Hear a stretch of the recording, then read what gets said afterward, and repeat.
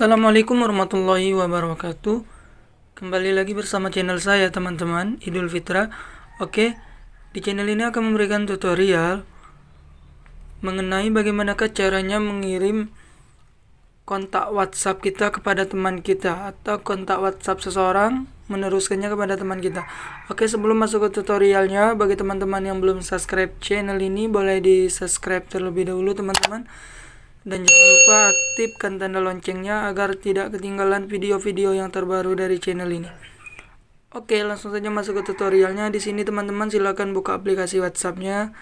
Nanti di sini teman-teman silakan klik kontak yang ingin dikirimkan, diteruskan. Pilih kontak yang ingin dikirimkan.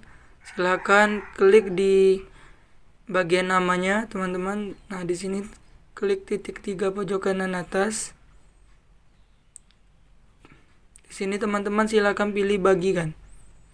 Nah, di sini teman-teman kita akan pilih kemana yang akan kita bagikan. Oke, contohnya seperti ini. Nah, di kontak yang ini otomatis dia akan menerima, langsung bisa. Itu, oke. Itulah tutorial cara mengirimkan kontak WhatsApp kepada orang lain. Mungkin itu saja tutorial dari saya. Bagi teman-teman yang sudah tahu, alhamdulillah, dan bagi teman-teman yang belum tahu, semoga bermanfaat. Saya akhiri, wassalamualaikum warahmatullahi wabarakatuh.